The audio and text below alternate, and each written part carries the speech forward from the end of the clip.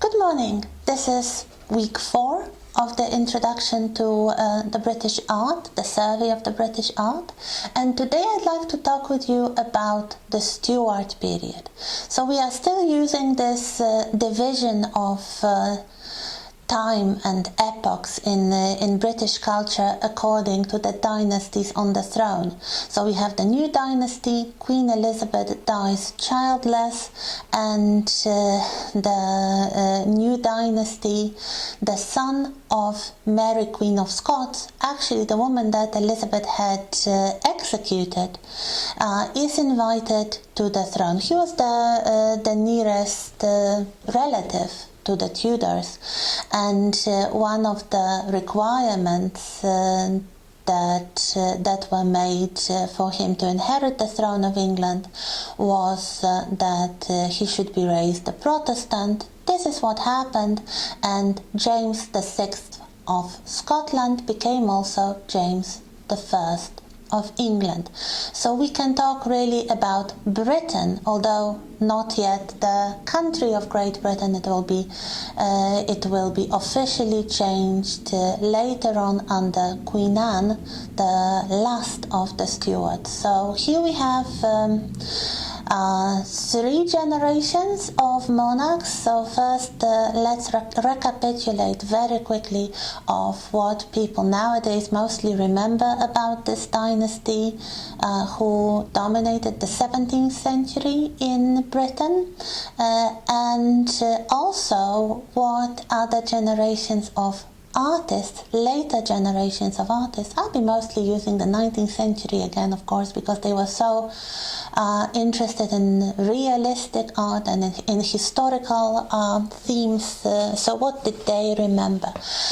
So something that may strike the familiar chord with you as far as the Stuarts go. So the first King James I, the son of Mary Queen of Scots, probably the most notorious moment of his reign is the Gunpowder Plot, Guy Fawkes and the conspirators trying to blow up the Houses of Parliament. This is part of an ongoing religious dispute, and throughout the reign of the Stuarts you will have all kinds of religious problems between the Catholics and the Protestants. Some of the monarchs will be Protestant, some of them will secretly become Catholic, like Charles II towards the end of his reign, practically a kind of deathbed conversion, and obviously his younger brother James II. So here we have James I, the Gunpowder Plot, then we have King Charles I, the king who is basically remembered for losing his head and losing the civil war against the Parliament, one of the bloodiest conflicts in British history, apparently even more bloody than the First World War, which was the Great War. This was a horrible conflict with families divided, with fierce battles being fought on British territory. So the King Charles I was accused of tyranny. He was tried and executed in London. We'll talk about it in a little moment, a bit further on. And then for a relatively short period historically, there was a period of the Republic or the Commonwealth with Oliver Cromwell, the leader of this parliamentary side of the Civil War, acting as Lord Protector. This is the time of the Puritans. This is the time of certain fundamentalist Protestant religious groups who wanted to basically outlaw all art. This is evident, of course, in our history of British art, and you will see what happens. But after the death of Oliver Cromwell, there was a very short moment when they tried to introduce his son. Yes, they tried to have another dynasty as Lord Protector. It didn't work, and the Prince of Wales the son of the executed king, Charles I, also called Charles, but Charles II, was invited back from his exile in France to sit on the British throne. He was known as the Merry Monarch. This is the period of development of science, of glamour, of beautiful women. The king loved women. He had many mistresses, although unfortunately he had no legitimate children with his queen, the Portugal princess Catherine of Braganza. This is also the moment when we have the Great Fire of London. This is something that is remembered. 1666, an easy date to remember. An accidental fire in some bakery shop caused a massive conflagration in London, which raged for 3 days, and a lot of the inner city, the city of London, was destroyed, mostly because they were using wooden construction materials. Not many casualties. Most people managed to escape in time, but there was a horrendous loss of property. But also there was a need to rebuild London tremendously, and we have some beautiful pieces of architecture, mostly by the main architect of this period, Sir Christopher Wren. So Charles II dies childless. This seems to be a problem with the British monarchs, really. So his younger brother James takes the throne as James II. And the main problem with him is that he is Catholic and he refuses to give up his religion.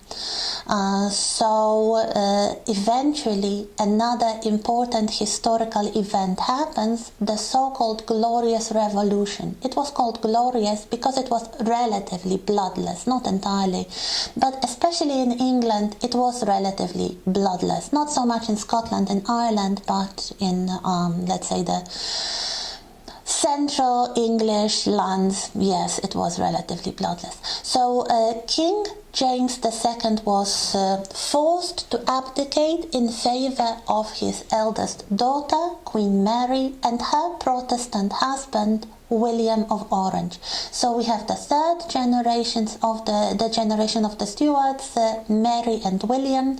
This is the first time in British history when we have two monarchs together, not the king and queen consort, or the queen and prince consort or king consort. We have two monarchs reigning together as partners. But it seems to be a Stuart problem. They left no surviving children. Mary died first, and William continued his reign alone for a few years. And when he died, the next person in line was the last of the Stuarts, Queen Anne, and she really tried to secure an heir. She was pregnant at least 17 times, and all of her children were either stillborn or died very soon after being born. So when Queen Anne died, the reign of the Stuarts ends. So this is a very quick overview of history. Of course, it will all be reflected in art.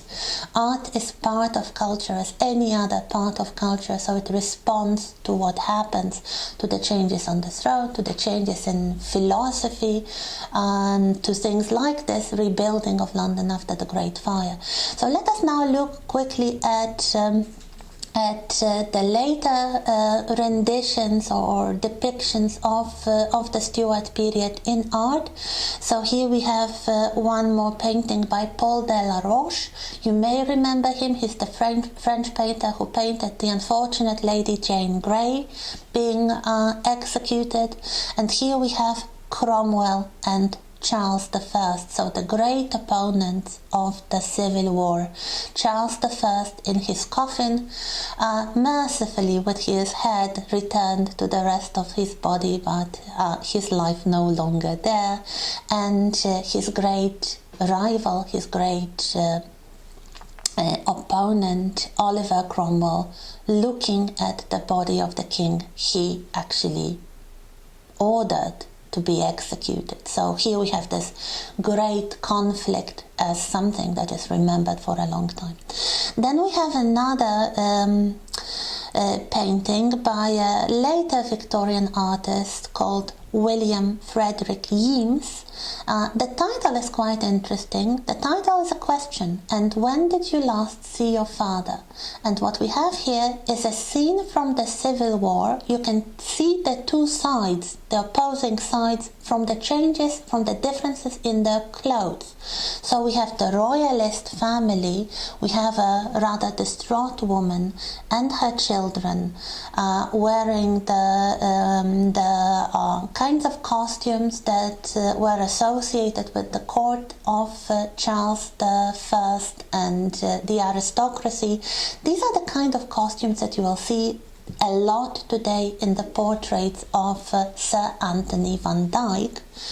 And one of these children being interrogated by the Puritans and the Roundhead soldiers, so the army of the Parliament. You can see a very characteristic hat of the men seated at the table, one of the interrogators. You can see a very characteristic military uniform of Cromwell's new model army, so a kind of professional, very fierce army that was loyal to the Parliament.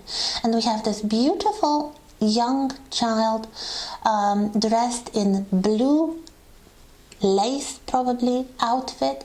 It is important. We will not see this painting today because it's actually from a later period, but a blue boy became one of the most famous British child portraits ever.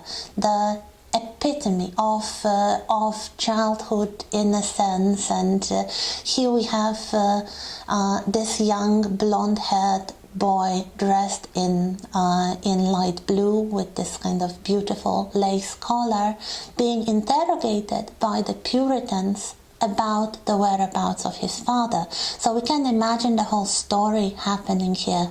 Probably the family know where the father is. Probably this child is so angelic and innocent that he never told a lie in his life, and now he is facing a very serious dilemma.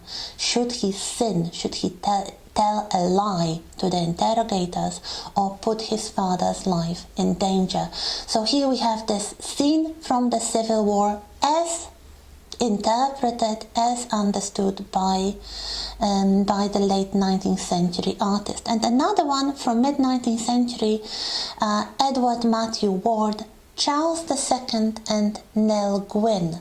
So the period of restoration after the Civil War and the Commonwealth, the new king, Charles II, returns from exile and starts his glamorous court with his beautiful mistresses.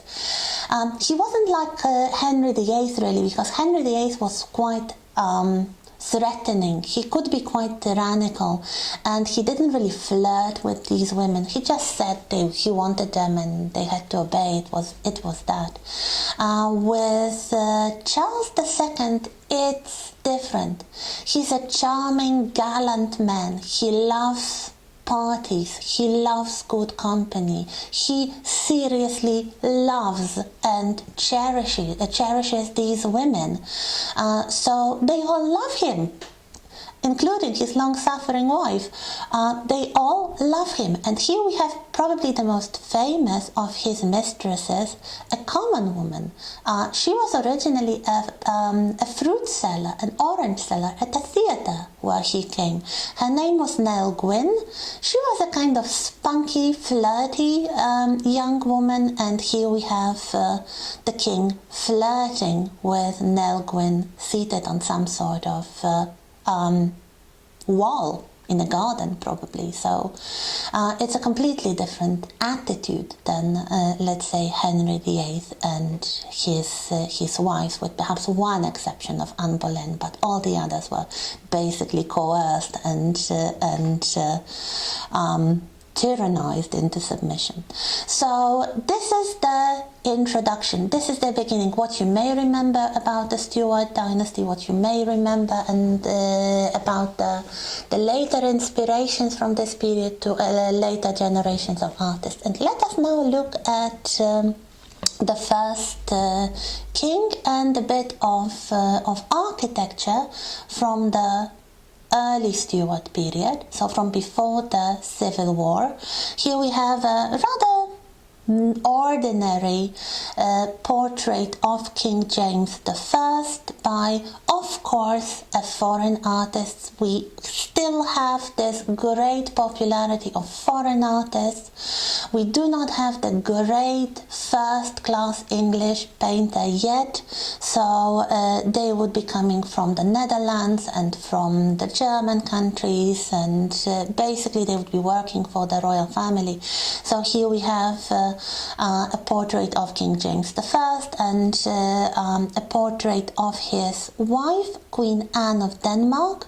First, a more static portrait by another Dutch artist. You don't have to remember all those names, just remember that this was the dominance of the foreign artists.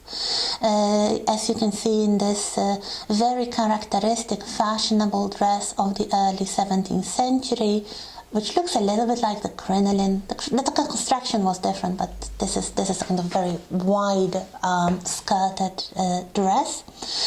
Then we have another portrait of Queen Anne of Denmark in a hunting attire. She was quite a sportswoman. She liked horse riding. She liked hunting, and you will see in a little moment the hunting lodge, a kind of private little pleasure palace that she received as the gift from the king. They had several children together. The hope of the dynasty was Henry, the Prince of Wales. Here we have a portrait of him as a young man, as a teenager probably. Unfortunately, he got ill and died. He was such a great hope of the dynasty. He was really promising a lot to be a great king. He was lively and intellectually bright and sporty, and one day he decided to swim in the River Thames. He caught some disease, typhoid probably, from the contaminated water, and he died. This was a massive tragedy, and this is something that happens to Charles I. He was the younger son who would get the throne after the death of his older brother. You may remember the same thing happened to Henry VIII, but he kind of pulled it off. So here we have the royal family, the first generation. You'll see Charles in a moment, but let us now look at some examples of architecture. So this private hunting lodge that was the gift from the king to the queen, called Queen's House in Greenwich. This was the most modern building in the country, designed by the greatest architect and kind of all-around artist who was everything except being a painter, called Inigo Jones. He designed this very simple geometrical building. It's a good idea to Google Queen's House in Greenwich and to look at the interior design.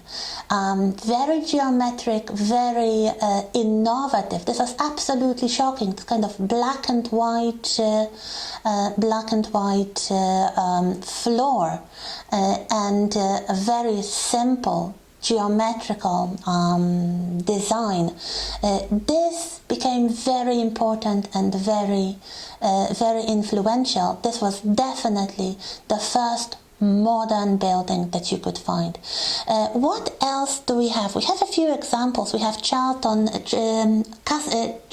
House. So you can see again, nobody bothers with protective values. Nobody lives in castles anymore.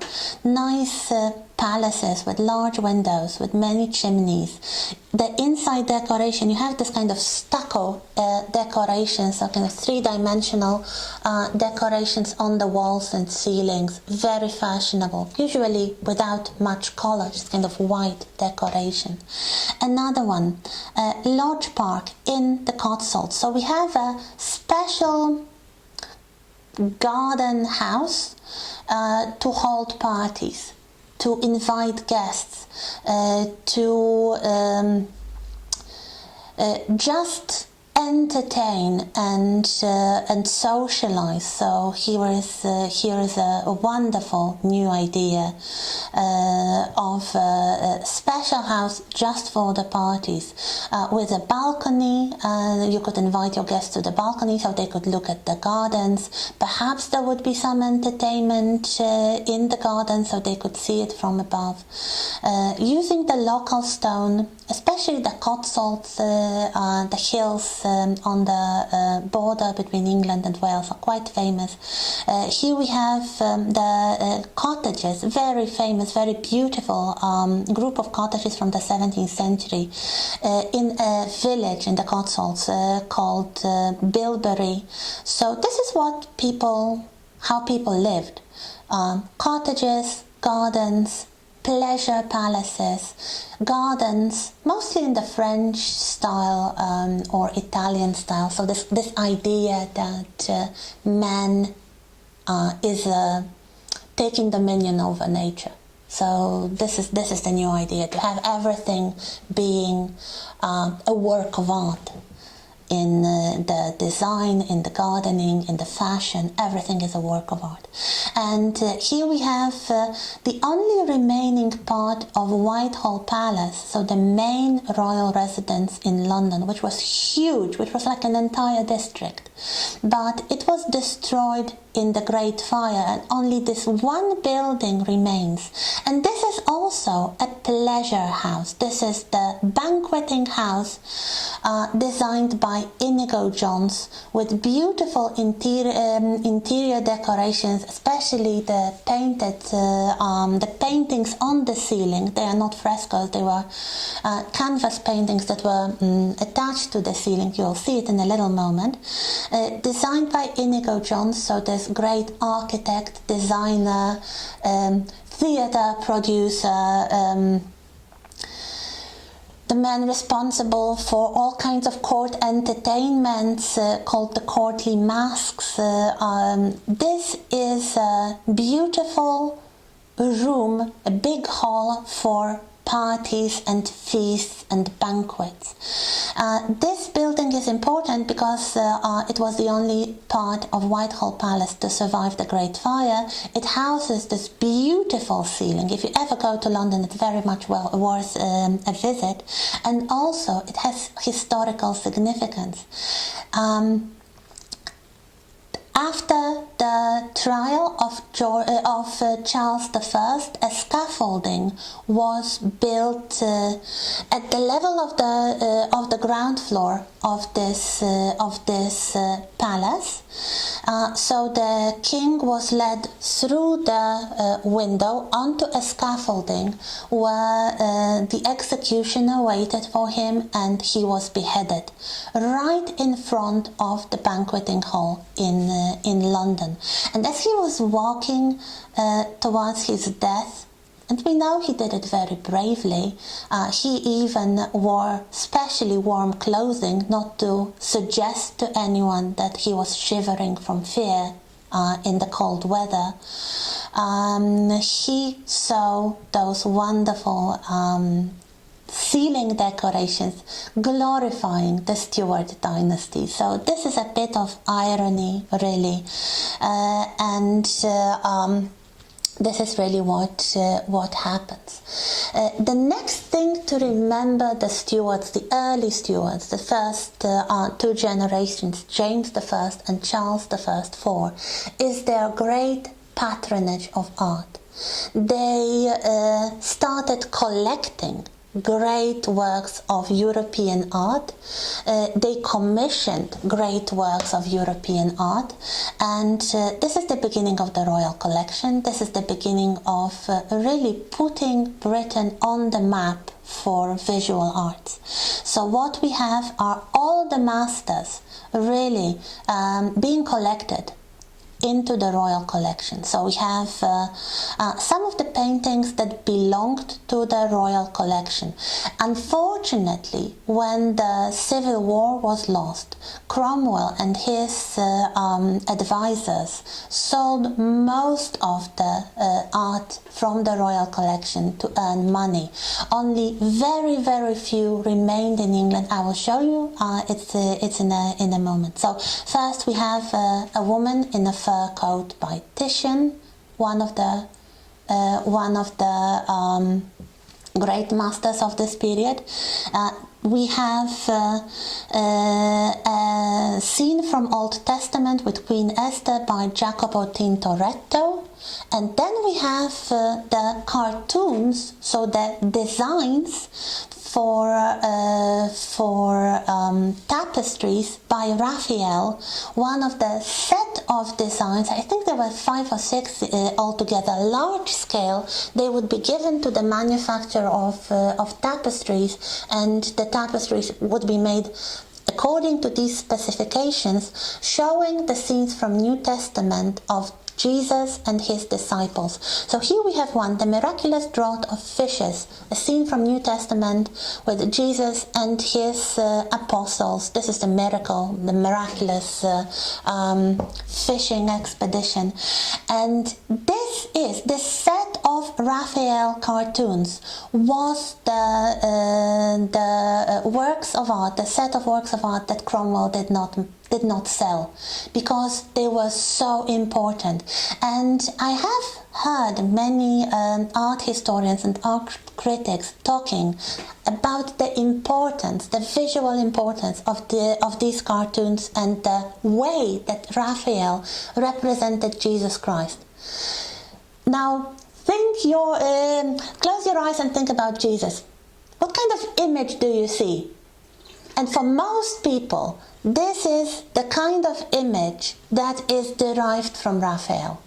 A mild, meek man with beautiful, soft features and a long hair, a delicate beard, a kind of kind and gentle image of Jesus. And this is really the kind of image that is initiated by Raphael in these cartoons.